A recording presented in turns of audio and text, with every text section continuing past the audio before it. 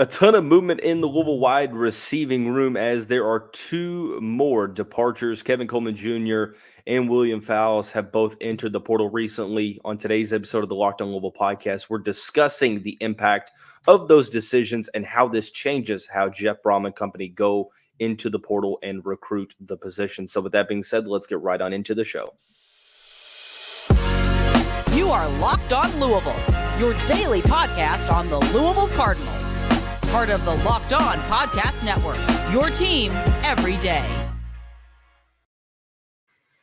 Hey, what's going on, everyone? Happy New Year. Welcome into another episode of the Locked On Louisville podcast. I'm your host, Dalton Pence. Today's episode brought to you by FanDuel.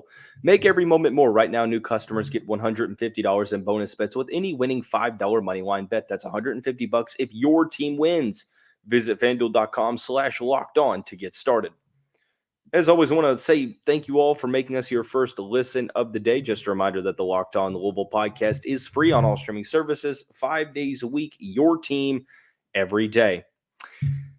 2024, hopefully a lot of good stuff is in store for the Louisville Cardinals athletics department in this calendar year. It didn't take long for some news to happen out of the transfer portal. Two more departures in the wide receiving room, Kevin Coleman Jr. and William Fowles. As we mentioned a couple weeks ago, when the Cardinals got commitments from South Alabama's Colin Lacey and Alabama's Ja'Cory Brooks, that it's hard to really gauge how good this wide receiver room is because, truthfully, we don't know if it was going to be the final group. And spoiler alert, it was not. Huggins-Bruce was the first member of the group to enter the portal, and two more players have followed suit. Now, when Colin Lacey committed to the Cardinals, I feared that Louisville was going to lose one of Huggins-Bruce and Kevin Coleman Jr. Because Lacey operates mainly out of the slot. I felt like, okay, one of the guys is going to leave because the targets aren't going to be there. Amari left, and I'm like, man, this really sucks, but it made sense for both parties. I wasn't expecting the Cardinals to lose both of Kevin Coleman Jr. and Huggins-Bruce. I had extremely high hopes for Kevin coming into this season, whether you want to consider it issues with just opportunity and targets, or maybe issues of not being able to create separation, a little bit of both, whatever may have you. I think that the season that Coleman had, I didn't necessarily think that it lived up to the expectations that I had personally. He had 26 catches for 362 yards and 2 touchdowns. Averaged 13.9 yards per reception. And I understand he had 500 yards as a freshman with Jackson State at a lower level of football, but I still felt like, the talent was there. He was going to come to the Power Five, have a solid season. If you listen to last year's episodes or the episodes in the offseason, I believe there was an episode to where I said that Kevin Coleman was going to be a potential leader in receiving touchdowns for the Cardinals. Obviously, that was not the case. You can chalk that up to it being mainly a run-dominant offense in year one under Brohm, Jack Plummer mainly going to Jamari Thrash, whatever may have you, or Kevin Coleman maybe not being able to create as much separation as needed. It is what it is. Water under the bridge at this point. It does suck that this didn't work out for either party because I had high expectations for Kevin. Even with the addition of Colin Lacey, I'm thinking to myself, okay, Kevin is still going to get an opportunity to, showcase his skill set and get the target share. But I understand with the multiple time transfer allowed for a certain amount of time, it just makes sense that he looks to go elsewhere to get maybe more of a target share. And unfortunately, I think that Louisville has their 1A and 1B receivers in Ja'Cory Brooks and Colin Lacey.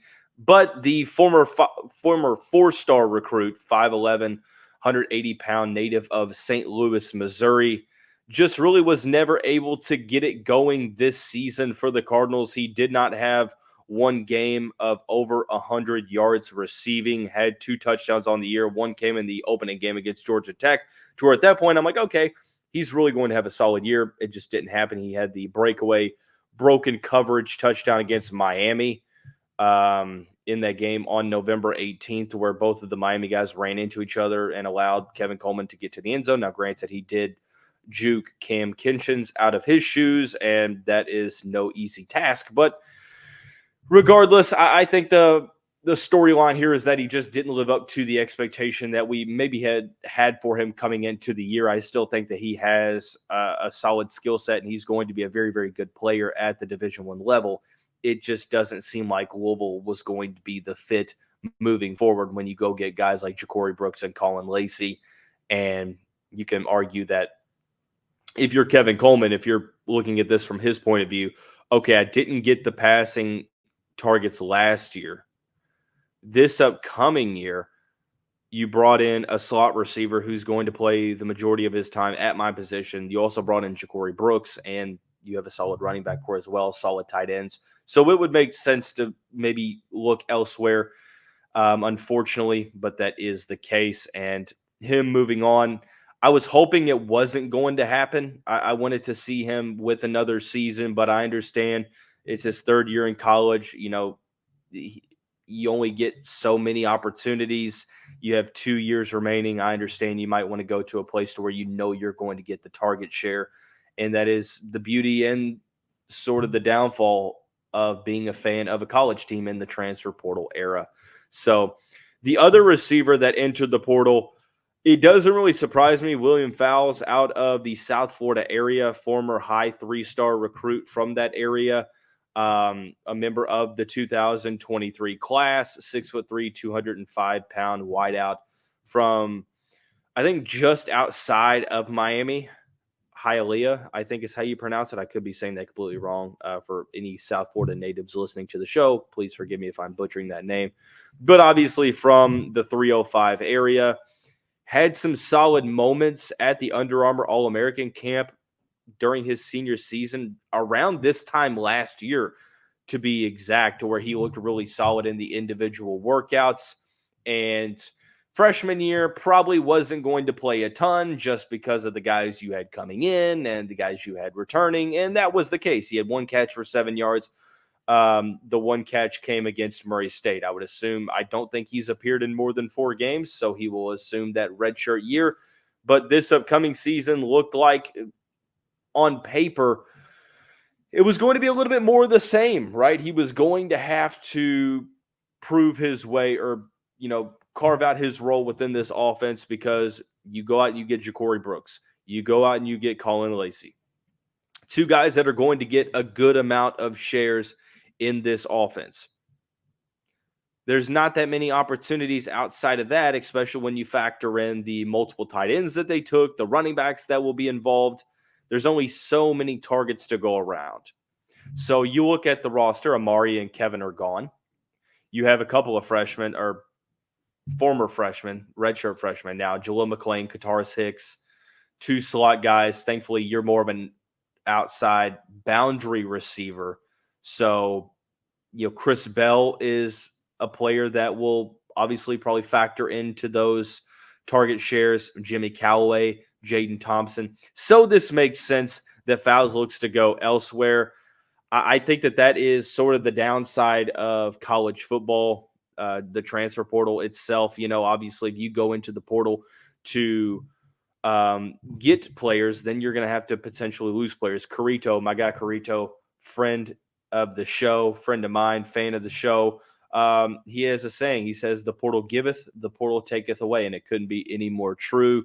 And it sucks when you lose a guy that you felt was very talented, that ultimately would get to a spot to where he could perform well for the Cardinals, but that's, ultimately is sort of the key word here. Eventually, I would say would be better use of word choice in this situation. But this doesn't really surprise me. If you remember, I felt like one of the 3 former freshmen, Hicks, McClain, and Fowles, I felt like one of them was going to transfer out, and who knows, maybe multiple of them transfer out. But this was sort of an expected move. It sucks. Just because it was expected doesn't mean that it takes away from, the feeling of the departure. Obviously, it sucks. You never want to see a player that's as talented as Fowles leave.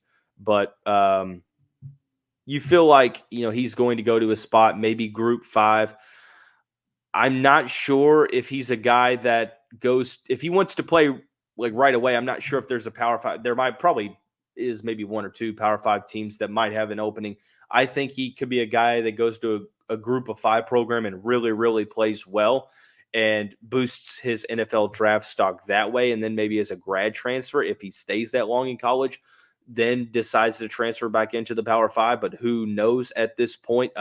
Regardless, we wish Kevin, we wish William the best of luck moving forward. So, but speaking of moving forward, how does Jeff Brohm and the rest of the coaching staff at Louisville move forward with recruiting this position? We're going to talk about that here momentarily after we talk about our friends and the title sponsor of the show, FanDuel.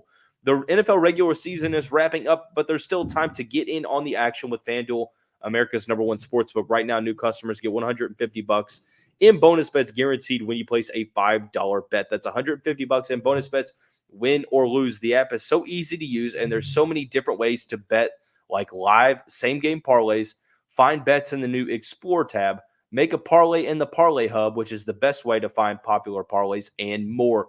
Visit FanDuel.com/lockedon and make your first bet a layup. FanDuel is the official partner of the NFL. Hey, Cardinal fans, Happy New Year. Thanks again for making us your first listen of the day. Just a reminder, one thing that stays the same, Locked On, the first ever national sports 24/7 streaming channel, is still on YouTube. Locked On Sports Today is here for you 24/7, covering the top sports stories of the day with the local experts of Locked On, plus our national shows covering every league. Go to Locked On Sports Today on YouTube and subscribe to the first ever national sports 24/7 streaming channel. As we mentioned, I think this sort of alters the way that Louisville addresses the wide receiver position in the portal. You look at the roster currently as it stands on January 2nd at about 5:48 Eastern time. You look at the wide receiving core. You have the two transfers coming in, Ja'Cory Brooks, Colin Lacey. At this point in time, you have Jimmy Callaway, Jaden Thompson, Chris Bell, Kataris Hicks, and excuse me, Jaleel McClain. You have the true freshmen coming in, JoJo Stone and Sean Boykins. I still think, personally, when both of the receivers committed in the portal a couple weeks ago, I felt like Louisville was going to lose multiple players at the position. I don't think that this is a surprise. In fact, I would probably venture to say that this might be as much a Brohm's decision as it is the players' decision, saying that, hey, look, you're welcome to stay around. You're welcome to stay around and fight for your spot, but just know that, there might not necessarily be a lot of snaps or targets coming your way in 2024. And at that point, a player, if you're hearing that's probably, I'll go ahead and go elsewhere. And there's no shame in that. It happens at every single program. So it's obviously going to happen at Louisville. And, maybe that had a factor into the decision because all three of these decisions of the wide receivers leaving came after the bowl game, when I assumed that exit meetings and interviews, or I'm not exit interviews, but exit meetings were conducted where the coaching staff sat down with the players saying, hey, look, this is sort of where we're at moving into 2024. This is how much I see you playing a role in that, etc. So maybe it was the coach's decision, maybe it was the kid's decision, maybe it was a mixture of both, but regardless, it happened. You lose three guys to the room that I felt was going to add maybe one more to the position. Look, we talked all year. You can say whatever you want about Jack Plummer only really looking Jamari Thrash's way the majority of the time. You can talk about the offense being run heavy and a lot of the plays being sort of one-dimensional when it comes to running the ball. But truthfully, there was also the discussion, as much as that is the truth, outside of Jamari Thrash, it felt like as a group, the Cardinals struggled to create consistent separation, especially downfield. There was a lack of explosiveness. Now, was that because the offense didn't really ever draw up any plays to go deep, or if they did, it just didn't come to fruition? Maybe.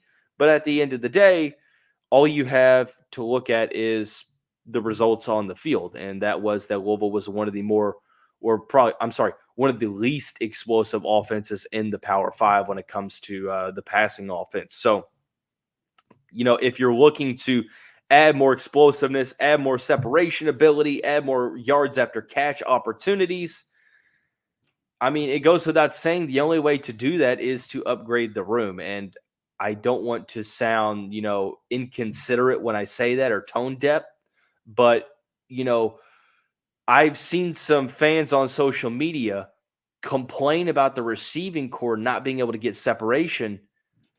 But those same fans are the ones that are, claiming that the sky is falling, that Louisville is losing players in the receiving core. You see what I'm saying? It feels like, it feels silly to suggest that you have it both ways, right? So for Louisville to go out, for Louisville to get more separation and explosiveness at the position, they have to go out and they have to address that. And they've done that with Lacey and Brooks. And I would assume that Louisville is going to do that again with another player, maybe a couple more players. And if that's the case, and players currently on the team are like, well, my target share is going to, be directly affected by that, I'm going to go elsewhere. And there's no shame in that. It's happening at every position at every school across the country. That is sort of how recruiting works. That's sort of how the transfer portal is working, right? So, and I'm not using this as a pedestal for me to say that Amari, Kevin, and William are not Louisville level recruits or Louisville level players. I'm not saying that, because obviously they are. And I'm not the one having these discussions behind closed doors at exit meetings or anything like that. I'm looking at this strictly from an outside looking in perspective. And that is that if you're looking to add separation and explosiveness to the receiving core, you have to go to the portal to do it. And if you go to the portal and add more receivers, by nature, you're likely going to lose some of the guys in the group. So I personally don't think we're done with seeing players depart the wide receiving core. I think there's a chance where I still think we could see 1 to 2 more departures for the group. What does that mean? How does this affect what Louisville does moving forward? Well, with each player transferring out, you gain that scholarship back. There was going to be a scholarship crunch. There is a limit to how many official visits you can take, I believe, in the portal, and Louisville sort of is limited in that regard. But with that being said, scholarships opening up, there is more opportunity. Now it's easier said than done trying to convince players to come to a place and compete for starting level snaps when it feels like the starters are already determined, or you have a good idea. But one thing that I will not worry about under head coaching tenure of Jeff Brohm is the wide receiver position, because he has shown to be able to do more with less. I mean, David Bell, Rondell Moore, etc., Charlie Moore, you name it, multiple very, very good players. Some that were underrated coming out of high school, some that were transfers that you were like, why are you taking this guy? And he turns into being an all-conference caliber player. I think personally, Louisville's going to add 2 to 3 more receivers to this group. I think that they're going to do that to, number one, address depth, because they need to address depth at this point because they've lost a couple players. And if they lose another one, maybe they look to add another one to that. So I think that at the very least, they're going to add 1 more starting level guy that can, at the very least, compete for snaps with Chris Bell, with Jimmy Callaway, with Jaden Thompson, alongside Ja'Cory Brooks and Colin Lacey. So at this point moving forward, I think that it's safe to suggest that this isn't the end for portal recruiting for the receiving position. I've seen it across Twitter. My only message to Louisville fans would be to relax. Like I said, I have full confidence in the Brohms to recruit the wide receiver position pretty well. And they've already done that so far. They've gotten 2 very good receivers. And if you're wondering, well, top receivers, only so many top receivers can play at one time. Is that right? Look at the top programs across the country. Look at Washington and how many top receivers they have. Look at LSU and how many top receivers they had. Alabama, Texas. there's not an issue of talent at the moment for the Cardinals. I'm not sure that I really want to buy that Louisville already has too much talent at receiver with Brooks and Lacey that they don't need to go out and get more starting level guys, because they do. And anytime you can improve your team with scholarships, that's what you do. So I personally think that moving forward, the Cardinals are going to bring in 2 to maybe even 3 more receivers to this group. So just something to keep an eye out on. The dead period ends tomorrow. That's when players can start visiting again. I would expect portal recruiting to start picking up once again. So, but for the remainder of the show, we're going to dive into the weekly mailbag session. A lot of good questions on the docket to answer. Before we do that, I want to thank you all again. We're moving into 2024, where I'm looking to deliver more consistent content in terms of scheduling and not so much erratic recording to where, I'm having to record 5 shows in 2 days rather than 5 shows in 5 days. I'm trying to have more consistency and being more communicative throughout the year. So just wanted to say thank you all for tuning into the first episode of 2024. Hope the holidays treated you and yours well. So, okay, final segment of the show dedicated to the weekly mailbag. A couple of good questions. We will start in the basketball realm. Give me 1 second. Sorry about that. First question: Louisville has 9 games in the month of January. How many games are you predicting that they win? Very good question. 9 solid games in January, multiple ranked opponents. They start out at Virginia. Looks like they have 2 matchups with Virginia, one at a ranked Clemson, one at a ranked North Carolina, hosting NC State, Pittsburgh, and Duke, at Wake Forest, Miami. Let's see. This is a challenging one because this is the toughest month of the ACC slate. Personally, for me, I am going to say, looking at it, I think Duke's going to be a tough matchup. I think that Virginia is always going to be a tough matchup because they always play Louisville well, and they're very good defensively despite getting beat by Notre Dame. Pretty tough. North Carolina is good. It's on the road as well. Same with Clemson. Wake Forest has been pretty solid. They're at 9-3. Pittsburgh's 9-4. Miami is 10-2. They're first in the ACC currently. And NC State is 9-3. I'm going to be honest with you, y'all. I'm going to, for the benefit of the doubt, I'm going to go 1-8. This is a tough schedule. I don't think you win any of the games against Virginia. I don't think you beat North Carolina. I don't think you beat Duke or Clemson. Maybe you can steal one against one of the other teams, but at this point, I think 1-8 is something that I'm not even really comfortable saying. There's a true possibility you could go 0-9. I don't like to suggest that they're going to go all ACC slate in January and not get a win. I'm going to predict 1-8, though. So just a testament to how good the schedule is in January. And the next question is kind of a piggyback question off of that. It's sort of a two-parter. Who are the wins coming from?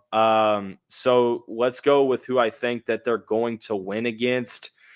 And I think that you're down between a couple of teams. It would probably be Pittsburgh, or NC State. This is a tough one. Truthfully, y'all, I don't necessarily know. I think NC State is probably a little bit better than Pittsburgh, so I would go out on a limb, and I'll give the Cardinals a win against the Panthers, although I don't feel very comfortable about that one because their 4 losses are against respectable teams. Their 2 ACC losses are single-digit losses to Clemson and at Syracuse. So tough to really predict, but ultimately that's where I am going. Football talk. First football question on the docket with the decisions of Lole, Riley, and Garendo soon to be announced, or so we think. What are your gut feelings telling you about all 3 possibilities? I guess I'm going to give a prediction here. I think I'm feeling a little bit more optimistic. I'm going to say Jermaine Lole is back, and I think that I'm going to go ahead and say the Cardinals get one of Quincy Riley and Isaac Garendo back. So that is my prediction. Another football question. I'm not feeling too awfully great about the cornerback and safety positions, currently speaking, in terms of additions. Am I wrong in feeling this way?